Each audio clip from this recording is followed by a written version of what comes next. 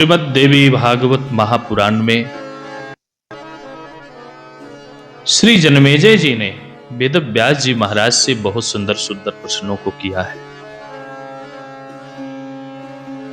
श्री जन्मेजय जी वेद व्यास जी महाराज से नवरात्रि व्रत रखने का और नवरात्रि व्रत में क्या क्या करने का उपाय है, इन सब विषय में अद्भुत चर्चा करते हैं। श्री जन्मेजय जी वेद व्यास जी से कहते हैं कि हे व्यास जी महाराज, नवरात्रि व्रत रहने से हमें क्या फल मिलता है, नवरात्रि व्रत में हम कैसे पूजन करें कि आदिशक्ति परम्बा भगवती मां जगत जननी जगदम्बा प्रसन्न हो। नवरात्रि व्रत में हमें कैसी कन्याओं का पूजन करना चाहिए, क्या ब्राह्मणों को भोजन कराना अनिवार्य है, कन्याओं का पूजन करना अनिवार्य है, इन सब विषयों में विशेष चर्चा किया है। और श्री वेद व्यास जी महाराज राजा जन्मेजय को कथा श्रवण कराते हुए कहते हैं कि हे राजन, कि शरदीय नवरात्र आने के बाद हमें नवरात्रि व्रत जरूर से जरूर करना चाहिए। जो लोग विधि विधान से नवरात्रि व्रत रखते हैं, श्री दुर्गा जी का पूजन करते हैं, जो 9 रूपों में आकर के माता जी हमें दर्शन देती हैं और नित्य एक एक देवियों का स्तुति करते हैं, पाठ करते हैं, उनकी सारी मनोकामनाएं अपने आप पूर्ण हो जाती हैं। व्रत रहने वाले को भी नियम रखना चाहिए, निवारण मंत्र इत्यादि का जाप करना चाहिए, देवी जी की उपासना करनी चाहिए। एक से बढ़कर के एक बातों को उन्होंने बताया। और तब जन्मेजय जी ने प्रश्न किया कि महाराज जी, अब कृपा करके हमें यह भी बताइए कि नवरात्रि में हमें कैसी कन्याओं का पूजन करनी चाहिए, उनकी आयु कितनी हो और कितनी आयु वाली कन्या को किन रूपों में बांटा गया है, उनका नाम क्या रखा गया है, इसके विषय में हमें आप जरूर जानकारी दें। और यही नहीं, ये हमारे और आपके सबके प्रश्न है।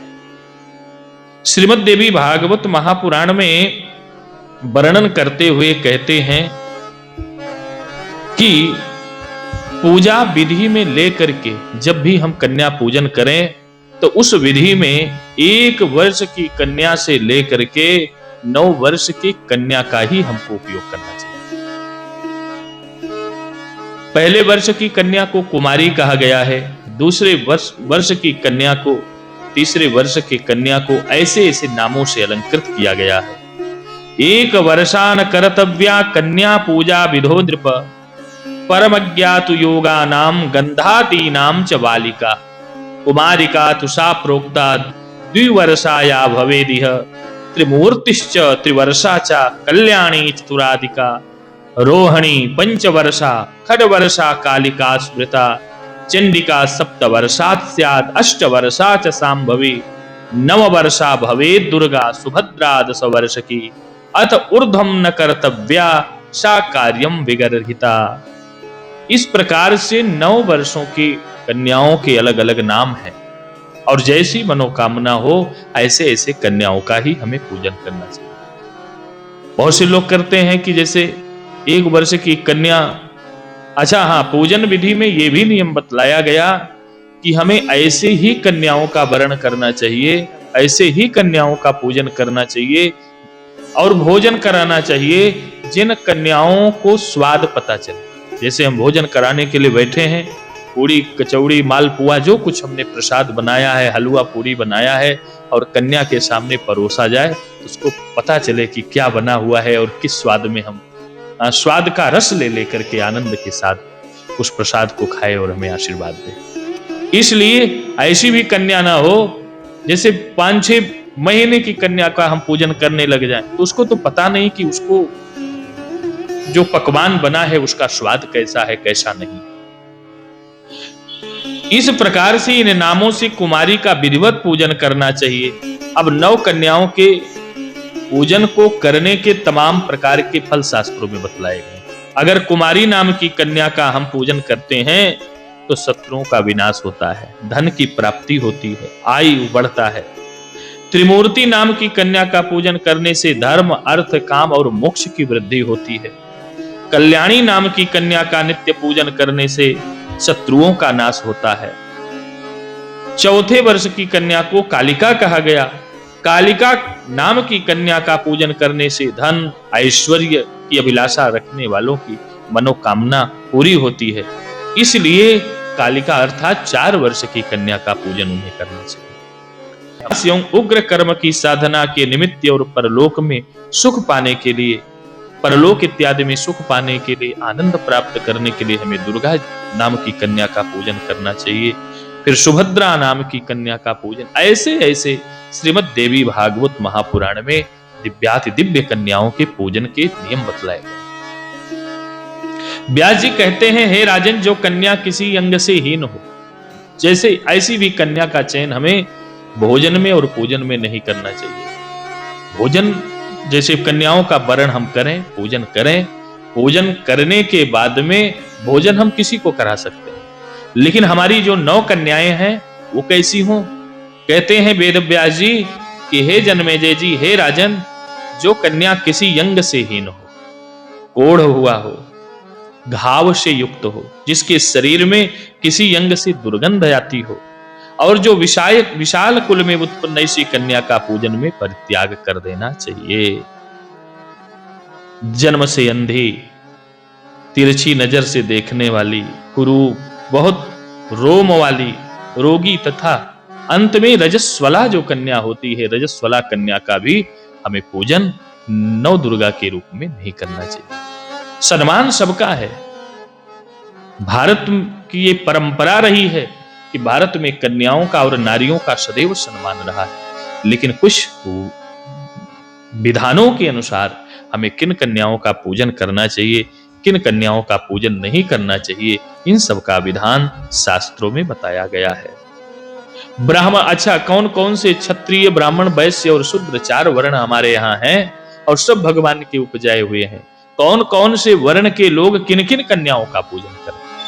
तो श्री वेदव्यास जी महाराज कहते हैं कि हे राजन, ब्राह्मण वर्ण में उत्पन्न कन्या की पूजन करना चाहिए। अगर हम ब्राह्मण हैं तो ब्राह्मण कुल में उत्पन्न कन्या का पूजन करें। किसी ब्राह्मणी के द्वारा प्राप्त कन्या का हम पूजन करें। हम ब्राह्मण हैं तो ब्राह्मण की कन्या का पूजन करें।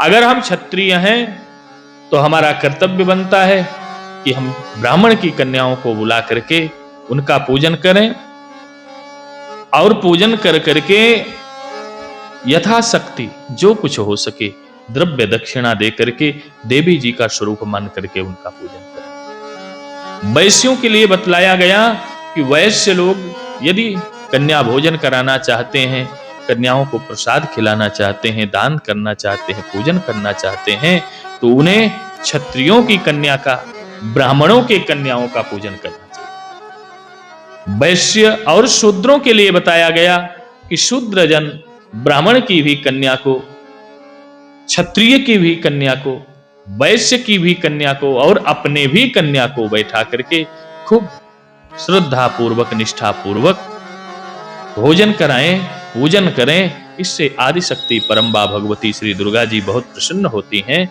और हमारा सारा कार्य बन जाता है। नवरात्रि में देवी कन्याओं का भोजन कराने की परंपरा बड़ी दिव्य है, इसलिए हर हिंदू सनातनी भाई बंधुओं का कर्तव्य बनता है कि नवरात्रि में पूजन करें और अष्टमी के दिन विधि विधान के द्वारा माता जी का आयोजन करते हुए कन्याओं का भोजन कराएं, उनसे आशीर्वाद प्राप्त करें।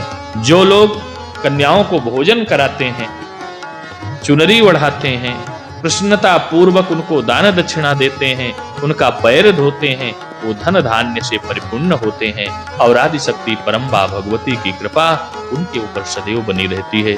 उनके यहाँ उनके जो शत्रु हैं, शत्रुओं का नाश होता है, रोग है तो रोग का नाश होता है। धन धान्य ऐश्वर्य पद प्रतिष्ठा पाने का यदि भाव है तो धन धान्य पद प्रतिष्ठा सम्मान की प्राप्ति होती है।